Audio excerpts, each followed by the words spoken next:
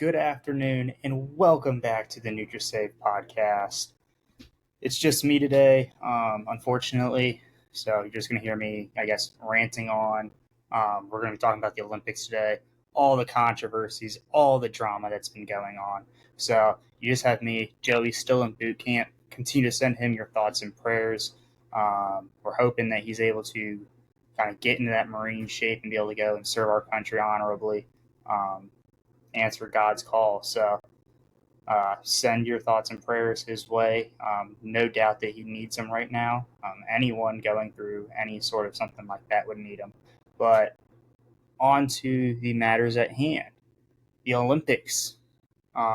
First off, I want to say there has been a lot of drama about how, U.S. media has been counting the medals and the medal rankings, and how the International Olympic Committee kind of ranks it based on the most golds. At the start of today, which is I'm recording this Thursday, it's going to come out Friday at noon. I think the U.S. Olympic team had 3 or 4 gold medals and was hovering around 7th, 8th place. At the time of recording, they have vaulted themselves into second, only behind China at the moment. I am not at all phased the fact that we will not end up in first. But we got, I think, 6 gold medals today. So kudos to all the athletes over there. Good job. Continue to work hard. I doubt you're watching this, but controversies. And it was controversies from the start for the Olympics, the opening ceremonies. I don't want to get in too much to politics on this podcast. I like to keep the sports, keep it to something that kind of unifies everyone instead of divides people. But I'm going to draw the line here when you start to openly mock one of the largest religions on the planet. You can't go, and I don't know what the intentions were behind this, but it was very, very, very similar. I don't know if you watched the opening ceremonies, but it was very similar. The closing part of it, towards the end, where they had what appeared to be their attempt at the Last Supper. Um, so I think that, especially for a country whose predominant religion is Catholicism, that was a very interesting take. Um, France, you got to do better. You just have to do better. But I think that really set the tone for these Olympics. Um, I don't even think that's the biggest controversy of everything here. And I don't even think that's the biggest controversy pertaining to France here. Kind of getting right into it. The River Seine and played a major part in the opening ceremonies for the Olympics, having all the athletes kind of come in on the boats, kind of parade through. I've never been to France. I'm going to assume somewhat down the middle of the city, kind of very focal point for the city, kind of all eyes on the river. And yet France spent 1.4 billion euros to clean the Seine, to allow for the triathlon to have the open water swim in the river. It's been illegal to swim in the River Seine for the past 100 years because the water quality has been so bad. And more recently, they've had so much rain here leading up to these Olympic Games in Paris that the sewage, drainage pipes and stuff, were overflowing, and it was mixing with the river water. And so the levels of E. coli have been a lot higher, and 20 times more bacteria, 20 times more than what the World Triathlon Association, kind of the governing body for that, would consider safe for athletes to go and swimming. And you had the mayor of Paris kind of she jumped in the water, took a little dip earlier this year to kind of try and ease the mind of everyone who's going to be watching the Olympics, and kind of be like, hey, if I can do it, these athletes can do it. I think there's a big difference when you're jumping in for 10, 15 seconds as opposed to these athletes who are swimming miles to go and do that for hours, swimming in water that is so dangerous to the human body. I mean, it's just something, it's an extra something that's going to have to weigh on these athletes' minds as they prepare for it and as they've already done it. I think they swam today, being Thursday, in which the water was quote unquote safe enough. I doubt it actually was. They just tried to get the event through kind of as planned. But with that, and my big question for this is you look at kind of these past couple Olympics. You had Rio in 2016 and Tokyo, which is supposed to be 2020, got pushed back to 2021 due to COVID. Both of their Olympic, like the triathlon portion, the swim part has been held in a kind of open area where athletes are able to go out and swim out as opposed to just doing laps in a pool, which I don't know for those of you who run, whether it's for fitness or fun. I much prefer to not run on a treadmill, to just have a different scenery, kind of be able to go and almost explore. And so I could not imagine a triathlete having to swim. If I don't know what the ruling on it is, but if they had to go and compete in a pool, what swimming laps in a pool for 4 hours would do. I mean, that's just got to be mentally exhausting. But you look at where they held it in Rio and where they held it in Tokyo, both of those bodies of water were like the main like overflow areas for sewage. And so that's now posing a big problem, in my opinion, because now I'm looking at it, I'm like, hey, these TV networks, are they starting to prioritize like the picturesque beauty of the event? And like, because this River Seine, it's historical. I mean, you're going to have the Eiffel Tower in the background. You're going to have like the scenery of all the buildings somewhat close to the water. How is that the TV networks kind of doing this for money? Are they putting this above the safety of the athletes? And we've seen some of these athletes go to some pretty extreme measures in order to try and kind of prepare for this event, prepare for the possible damage it's going to do to their body, not only in like the next 2 weeks, but possibly the next couple of years. Um, there's an American, let me see what his name was, Seth Ryder. Uh, he went to the extreme of deciding not to wash his hands after going to the bathroom to try and increase his E. coli threshold so that after going in the water and possibly ingesting some of this water that's not safe for human consumption, let alone not safe to swim in, after ingesting it, try to make it so that whatever after effects that he's going to have are not as severe or as damaging as what they originally were going to be.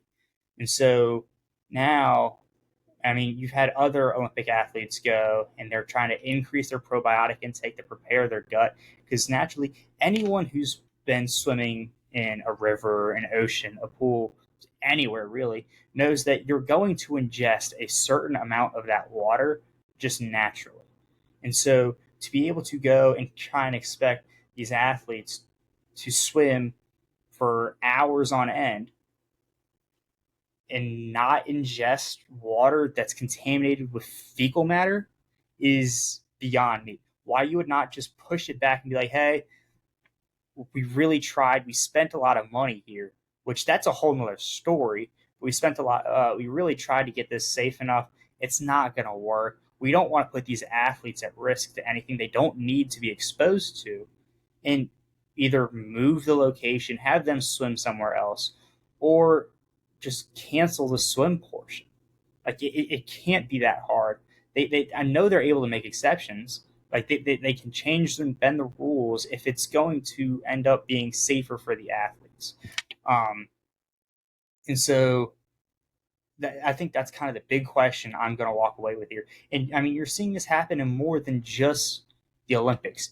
You're seeing kind of money and TV deals ruin. I don't want to say ruined yet. We haven't seen college football get ruined by conference realignment. We've seen the Pac 12 dwindle down to the Pac 2, but we don't necessarily know what these long term ramifications are going to be or what college football is going to look like in 5, 10 years. Excuse me. And so I think it's time that we start looking at these TV networks and being like, hey, you gotta come up with this revenue stream in a different way because now you're tampering with not only athlete safety, you're tampering with uh, the structure of the game and kind of putting yet again, because you look at college football, I'm going to keep coming back to college football on this, because you look at a team like UCLA, or who's now in the Big Ten, having to travel to Rutgers and Michigan State and Purdue and all these teams that are other side of the country, uh, or like a Cal, or I think Stanford is in the ACC, having to go to Clemson, Florida State, Virginia, all of these other schools that are on the opposite side of the country, because there wasn't enough money coming out of the Pac-12 or these TV media deals. And so, again, it all comes back to money. I think money is starting to ruin a lot of these sports that we kind of hold near and dear. And especially as we look to expanding March Madness yet again, just chill out on stuff for a while. Some things, if it's not broke, don't fix it. Um, so moving on, I think that was enough for the River Seine. I mean, it's pretty. It really is a very straightforward um, kind of matter where it's like, hey, if it's not safe, then don't put the athletes in danger. If it is safe and it's safe enough to the point where you have everyone go swimming, then go right ahead. But if you're only going to let the triathletes do this swim portion, but then later on not allow people to go back and swim in it, then why only have them do it for this amount of time? Why not either invest more money in the long term and try and keep the entire river clean to the point where it's like, hey, public, you can now go swim in this, as opposed to it's illegal for 100 years. We're going to host the Olympics here, though, and the Olympics are going to swim in this river, and then it's probably going to get back to being illegal again due to the high contamination of fecal matter and E. coli in the water. So we'll see how all that plays out. But again, I think this next controversy has really been blown into the center of the media spotlight over the past couple of days due to events that happened today and yesterday, being Thursday and Wednesday, is biological males competing in boxing or women's boxing here in the Olympics. This has been an ongoing debate throughout politics in at least the United States now for a couple of years, and especially as we've seen kind of more of these progressive ideals come in and be like, hey, like it's okay, whatever, accept who we are kind of deal. Like, okay, cool. But now you're getting an instance where boxing, a combat sport, there is a legitimate chance that you're going to get seriously harmed from participating. It is not something where it's like, oh, like males have a biological difference. Males are, and according to a study done by the University of Utah, 75% more muscle mass in their upper body and 90% more strength than your average female. And that's your average male compared to female. And so when you look at boxing, something that's very dependent on strength, very dependent on your ability to move fast, that's going to pose a massive difference when you're a biological male competing against a biological female. So if you don't already know what has happened in these past couple of days, Imane, I don't know how to pronounce these names. I'm not the greatest with names. Those are close to me. It's been a problem of mine for years. So I'm sorry if I absolutely butcher these names. There's two of them. Imane Khalif and Lin Yuting. Khalif coming out of Algeria and Lin Yuting coming from Taiwan. Both of them are very questionable in the world of boxing. Both of them received DQs last year at the Women's Boxing World Championships in New Delhi. So they're both for the same reason, for having two. They did not. I guess it was like a testosterone test, see how much because they're biological males competing as females, so they had to have a maximum. Hey, like this is the most testosterone you can have in your body to be able to actively go and participate with the females. And so they both failed. I believe Khalif ended up having a bronze medal that she had to forfeit because she failed that test. But in the Olympics, Khalif faced a Italian coming in, and that bout lasted 46 seconds. 46 seconds. And it wasn't like she knocked her out in 46 seconds. It was and the Italian was named Angela Carini. Carini took, there was a slurry of punches going both ways. It was maybe 6 total punches. You can go back and watch the videos. It's plastered all over the internet right now. But the big thing that I see is Khalif lands the first right hand, the big right hand, and Karini steps out or kind of like, hey, pause the fight real quick. I need to fix my headgear. Goes over, has the coach fix it, comes back in, takes another right, and she's done. She's like, she raises the hand. She's like, I'm good. I'm not having any more. And so you look at this and you kind of look at what this means and kind of how it's going to proceed. She didn't get knocked out. It was, I guess, technically it'd be a TKO if it was like a what you'd watch on like a weekend fight card, but it was something where it was a biological male landed two right-handed punch straight to the dome, like connected very well. And Karini said that her nose had never hurt more. And you go back and you're looking at kind of the biology and kind of the science behind the difference between male and female boxers. I don't know how many of you out there watching have had any experience watching the difference between professional males and professional females fighting. I have watched plenty of bouts. I'm not a professional in science, though. But just from the normal eye test, you can see that males have a lot more power and their hands are a lot quicker. I mean, you look at someone like Gervonta Davis, who hands are extremely quick and it generates so much power coming in with just one punch. Knockout. I mean, he's got like a 90 something percent knockout rate, where in like the 25 or 26 fights he's had, he's knocked out like 23 dudes. Like that, it's just insane. Given there are also women out there who have had uh, so, like a fair amount of knockouts over a prospective career. But you put a biological male who is physically taller, physically stronger, and has like more power in their punch up against a biological female, that is not a fair fight and is not something that the Olympic Committee should have allowed due to the biological science. It's not like this is like a feelings based matter. No, someone is going to get physically hurt because of it. And in response to this, after this bout, Khalif had, of course, she got interviewed, and it was a big thing. And it's something when getting asked about her opponent withdrawing so close in and whether or not that affected her or whether or not like the impression it lasted, she was like, I'm here for gold, I'm going to fight whoever.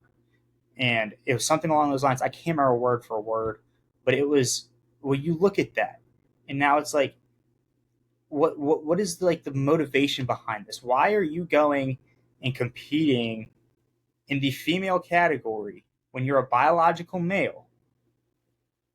I mean, I get everyone wants to compete for gold, but there has to be some sort of uh, voice in your head that's like, hey, this isn't right. Like, you cannot sit and be at peace with yourself knowing that, hey, I won an Olympic medal, knowing that I'm a biological male and I just beat the shit out of 5, 6 women on my way to gold. Like that just, I don't know how your moral conscience would, like, that's like Raytheon, Boeing, industrial military complex kind of morality compromise there. And so we'll see how it proceeds. Khalif's next matchup has not been announced yet. I believe the likely opponent would be an Australian who has been very outspoken against this from the beginning. So we will definitely see how that works. But again, and you tie it back to kind of the whole aspect of biological males competing in women's sports. And I am completely fine with them doing whatever when it comes to more of these like artistic competitions where it's like dance, or I don't want to say gymnastics because gymnastics, there is very much a muscular requirement there, but like the dance, I can't think of really much more than dance off the top of my head, but more of these artistic expressionist sports where you're not competing physically with someone else.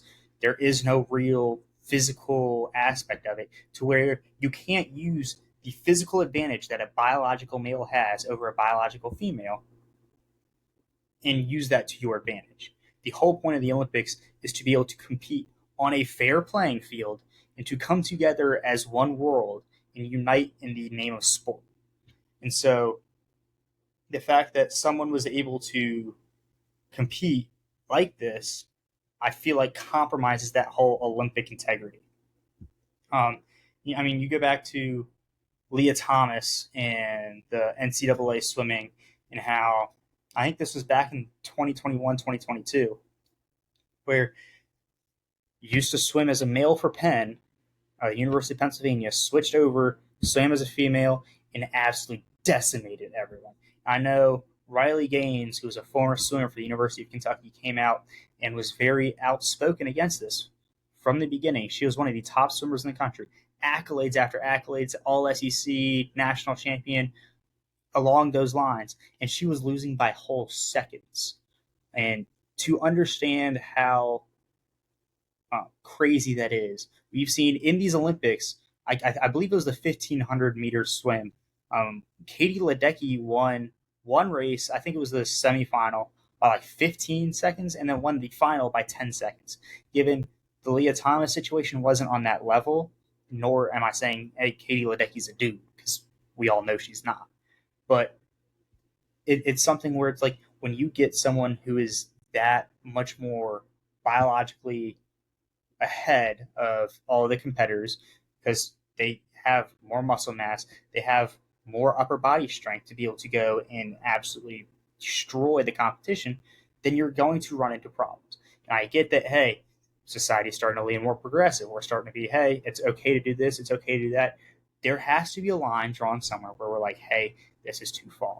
I am all for them being able to have their own sports league where they can go and compete, or have mixed sports leagues where people are like, okay, this, like, I'm consenting as a female to go and box against a male.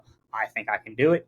Whatever. I'm all for that. But what I'm not for is for women who have trained their asses off for 4 years, done everything right for 4 years, to go and have to give up their hopes at being an Olympic champion, like being able to win a gold medal, which is often a once in a lifetime opportunity, because you never know if you're going to be able to go back or not. You don't know if you're going to have a career-ending injury next week or in 2 years. So they're having to give up their dreams, their lifelong dreams of being an Olympic champion, because the playing field necessarily isn't level. It's necessarily not there. And so to be able to go, I think the Olympic Committee has to do right by this. If they want to add a section where it's like, okay, we're going to allow consenting females to fight female identifying males and the whole bunch there. Like, if they want to mingle in, that's fine. That can be its own category. We can come up with a name for it and whatever. But when you have non-consenting females who are like having to fight in order to go and try and win a gold, and they're like, hey, they're originally going in thinking, hey, like, I can do it. I've trained for 4 years. I've got this. But they're going and they're getting beat mercilessly, fast, and it's not really a fair fight. And so, moving on, again, another scandal, this one even pertaining more to not a fair fight, another doping scandal coming out of the Olympics. The past couple of years, it's been the Russians. The Russians aren't allowed to compete this year due to their widespread doping. This time, it's the Chinese. And so, on July 30th, the New York Times had reported two Chinese swimmers, one of them who is actively competing in these Olympics, had tested positive for an anabolic steroid. Again, this time, and you go back to the post 2021 Olympics with Tokyo. You go back to post 2021 Olympics. There was 23 Chinese swimmers that had tested positive for like banned substances, like the WADA, the World Anti-Doping Agency. 23 Chinese swimmers had tested positive. And so now that's not a small, like, hey, like Lance Armstrong, like one particular person doing one particular thing. That is, again, not on the Russian scale, because Russian was like multiple sports, multiple whatever. This was many, many swimmers, all a part of the same country, all a part of the same team, competing in the same events, all, I don't want to say all, but many of them testing positive for controlled substances. And so, again, the Chinese blamed it on contaminated meat that they consumed, which are you jacking your shit with trend? Like, seriously. And then the fact that WADA came out and were like, yeah, we agree, where there was no real, like, formal, deep investigation into this was insane. And the fact that someone who was caught cheating last Olympics and recently in 2023 is allowed to go and compete again in 2024 on the Olympic stage with virtually no repercussions is insane. And so the U.S. Olympic Committee, um, I think it's USADA, which is the United States Anti-Doping Agency, also protested with WADA and the Chinese Olympic Committee that, hey, there should be some stiffer investigations, some more harsh punishments here, because this is not fair. We've seen these play out before. There should be more stiff punishments, and yet you're just letting them walk. You're letting them go and qualify and compete in these Olympics.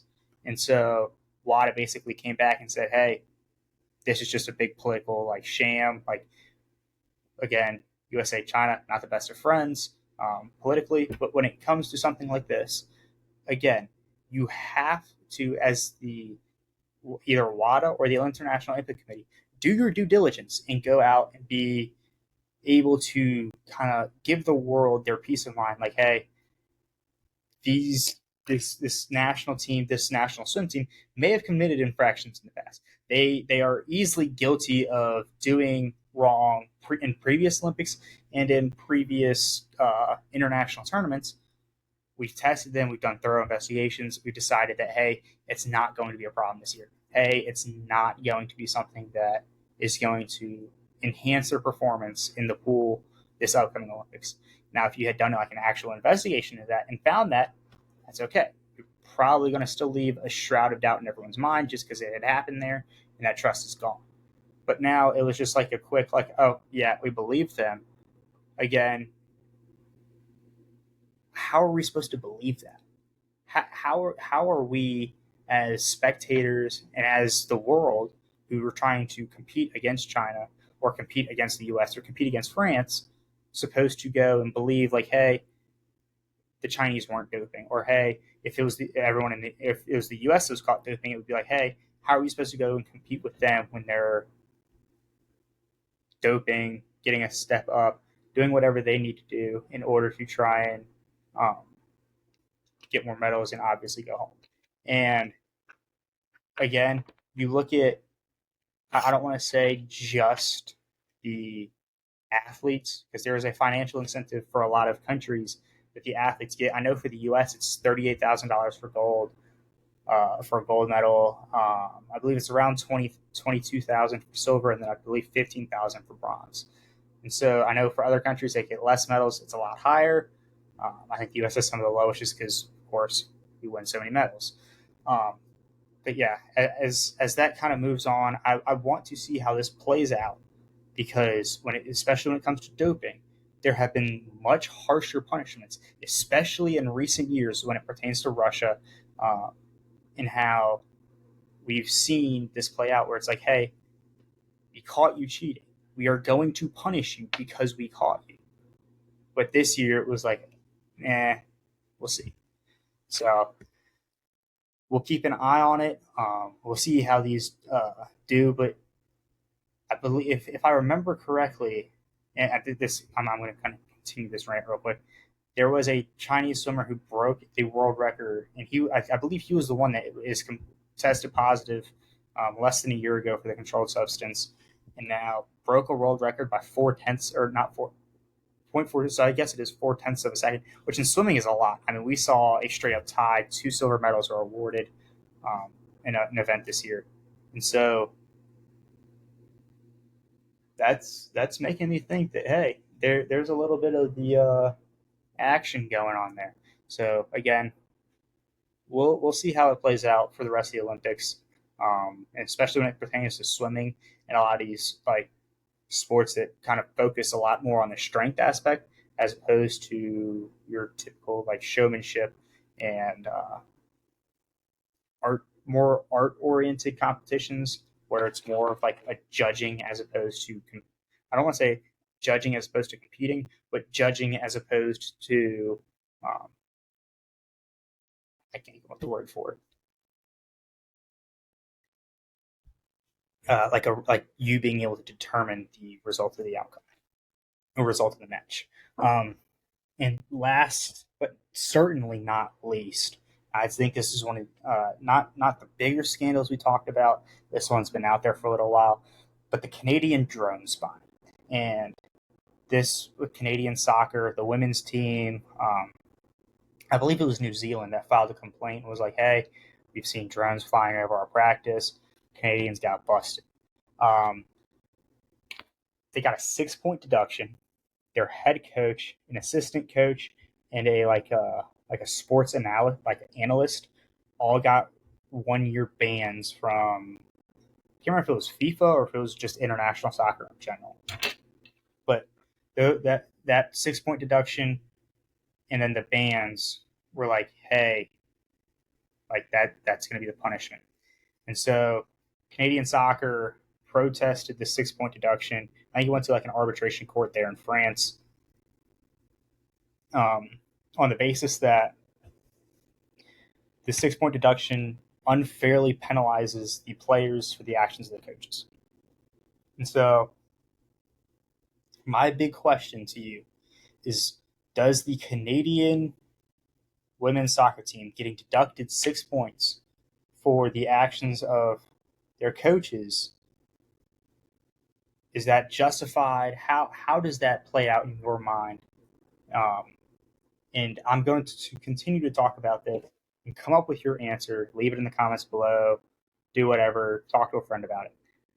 I'm going to continue to talk about this and see if I end up changing your mind or if I further solidify your thought process. So this was just not a one-time thing. This has been happening multiple times this Olympics. It wasn't just, they weren't just spying on New Zealand, which first off, soccer is one of those things where it's like, it's not like football. You can't really scout plays other than a set play. And a set play being like free kicks, corners, and whatnot, those aren't as big of a, I'd say, a part of a game as your normal, just your the formation you're going to run and the strategy you're going to use when you implement that formation. And so when you look at that, neither one of the formation you're going to run or your strategy are really going to be affected by what the other team's doing. Hey, you might be like, hey, this midfielder, you need to shadow number 52 at all times. Number 52 is a random number. But when you look at it like that, why go and do something so stupid, like Connor Stallion's level dumb, and go and spy on another team when it gives you a very minimal leg up on, if any, minimal to no leg up on the competition at all. And so when you look at it, it's like, why? Like, I don't know where the audio is, but like, be like, why? And so this doesn't even stick to just women's. The women, there were emails obtained through this investigation. It was like, yeah, the previous women's soccer coach, who's the coach of, I believe, the Toronto team in the MLS, who coached the women's team up until 2018, switched over to the Canadian men's team, was like the one who started this and now has an even bigger drone spying operation going on for the men's team.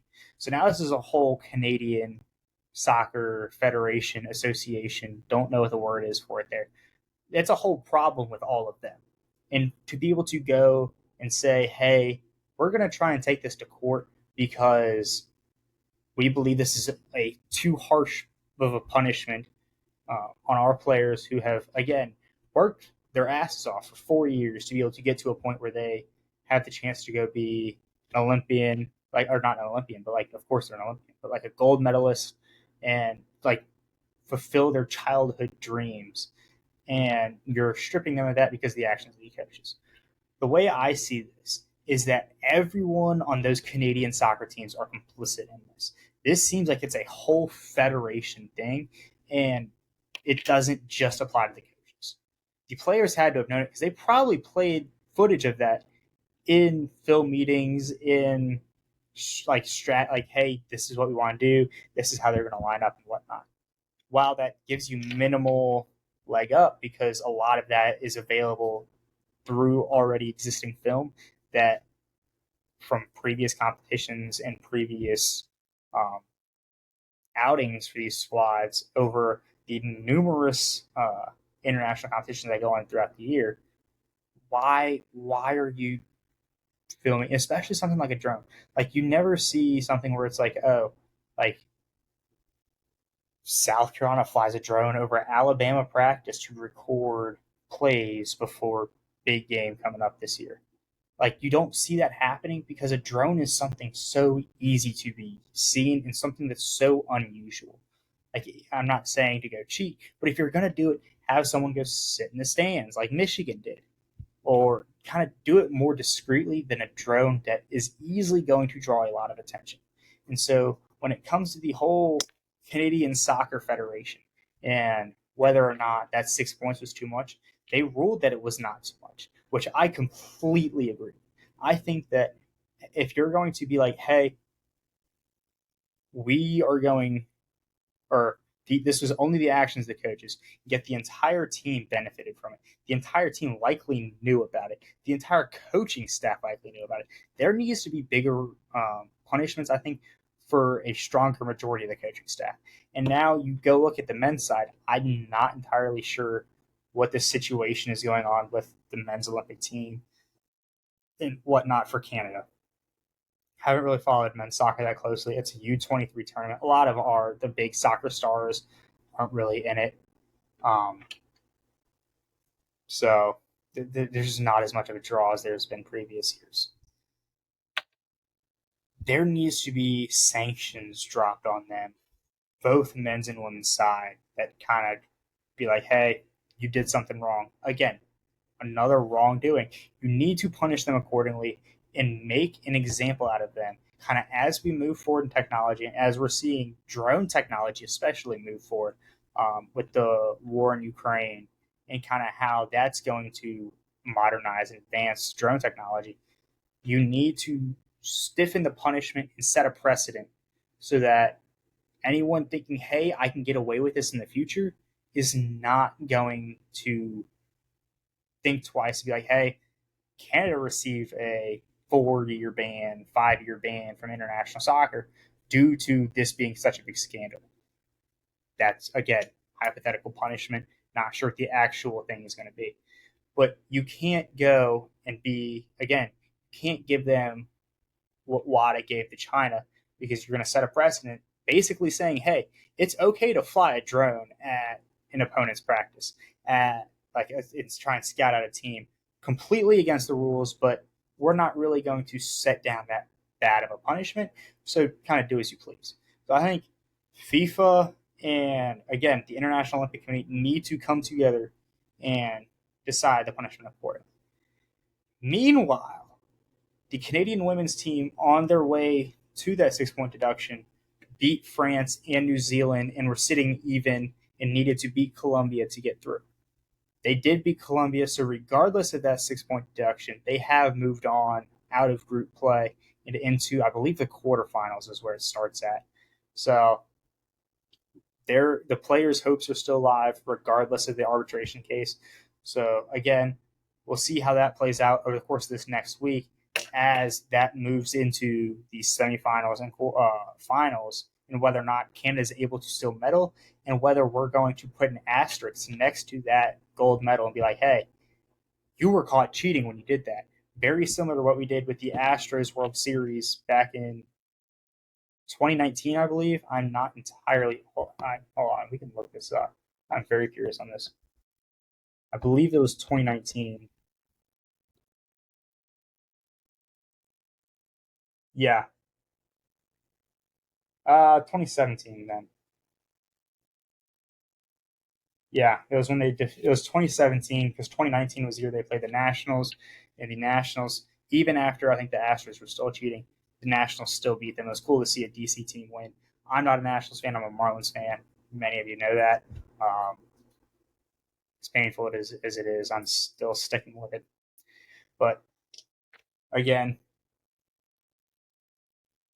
FIFA needs to come down with a stiff punishment instead of precedent, and WADA needs to come down and just lay the hammer down on Chinese swimming and be like, hey, you cannot do this. You cannot give them any semblance of being like, this is okay, this is remotely acceptable, because you give them an inch, they're going to take a mile. While I am all for, yet again, the creation of some sort of Olympics where we do have athletes who are juiced to see what the true form of the human body is, like the true athletic potential of the human body. Like, I would love to see how fast a human can run on steroids, or how fast someone can bike 100 miles or whatever the competition is, or how far they can throw a shot put, or stuff like that, where it's like, I want to see the true potential of the human body, as opposed to like, hey, we're natural, but we know there's more. Like, we know if you do this, you unlock that last 15 or so percent, whatever that percentage may be. Who knows? It could be like an extra 30%. Like, what if someone goes out and beats Usain Bolt's record for the 100-yard dash, or 40, or whatever dash it was? Like, I'm all for there being some sort of competition where there is steroids, where, especially in weightlifting, I want to see how much people can lift juiced up and just go crazy. But again, when we're talking about the Olympics and how it's supposed to be a even playing field for everyone, you can't have that. And when you are caught cheating and you are caught doing stuff that is not in line with the rules, there needs to be extremely stiff punishments.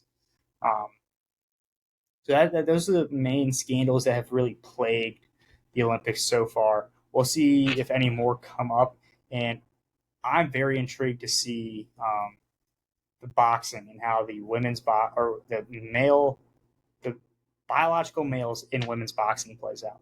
I think that's going to be one of the biggest headlines moving forward in the Olympics. I think that's going to be a very major aspect, especially with this being an election year. There's going to be some people who are going to run on the fact that, hey, I'm not going to allow men to play in women's sports. While that would only apply to the U.S., it would be interesting to see how that would get affected on the world stage. Um, so, yes, something that we used to do when Joey was on the show, but haven't done recently, picks of the week. Football is on Thursday night. Finally, it's back last Thursday. I guess last week was last Thursday. This is the first Thursday with football. We'll have it all the way through to November. Extremely excited. So I can't tell you what the score of the football game is right now. I don't have that pulled up, but we'll break that down, especially when Joey gets back. We'll be breaking down Caleb Williams' performance and kind of comparing it to what the expectations were and how we think he's going to be able to do throughout the year. But back to picks of the week. It's pretty much all baseball, just because these are all the picks are going to be for Saturday, but it's hard to know, hey, what the Olympics is going to be like when I'm telling you, hey, I'm recording this Thursday. I don't know who's going to be in the stuff for Saturday. So we got the Yankees to cover -1.5 against the Blue Jays, the Washington Nationals money line versus the Milwaukee Brewers, the Royals money line versus the Detroit Tigers, Pittsburgh Pirates to cover -1.5 against the Arizona Diamondbacks, Red Sox to cover money line versus the Rangers, Baltimore to cover money line versus Cleveland. Shout out to Jackson Holiday real quick. His first major league home run was a grand slam after the kid struggled earlier this year. So way to pull through on that. Blake Snell to get the win against Cincy for the Giants. Houston money line versus Tampa. Big pitching matchup in that. I think Ronel Blanco is going to be huge for the Astros. So we'll have to see how that plays out. The Atlanta Braves to cover -2.5 against my Miami Marlins. Jack Flaherty of the LA Dodgers to get the pitching win against the Oakland Athletics. The New York Mets to cover -1.5 against the Angels. And Phillies money line for Seattle. If you're not already, go and follow me on Fliff if you would like to tail this. I will be playing this parlay this Saturday. So if you would like to tag on and tail it, go right ahead. I believe my Fliff username is like TB Macklemore, something along those lines. If you search it up, it'll pop up. It's unique. So there's that. New merch came in, bench press for president. So candidates, you don't like them, get a shirt. Uh, Pre-workout is out. It's available if you want to go buy it. Buy it. Per serving, it's a lot cheaper than most of the other pre-workouts on the market. We will be coming. Originally, we weren't going to continue to do protein. The manufacturer discontinued the original flavors. We are coming back with two new flavors that will all be announced coming in the coming weeks. And then last announcement, there will be no podcast next week, unfortunately. So that will continue. I will be back down in my apartment in South Carolina for the next episode. Then we'll have another athlete interview. I know who it is. It will be to be announced for the public, but we'll be covering college football and the recent release of uh, EA Sports' College Football 25, kind of breaking down player rankings, talking about the hardest stadiums to play in both in real life and in the game. So make sure to tune into that. Stay updated. Follow the socials. If you're not already subscribed, subscribe. Thank you. We love you. Thank you for tuning in, especially listening to me rant about the Olympics for the past 45 minutes. It truly means a lot to me, helping me grow the brand. I'm hoping to be able to provide the best possible product to you guys. So again, thank you, and I'll see you guys in 2 weeks.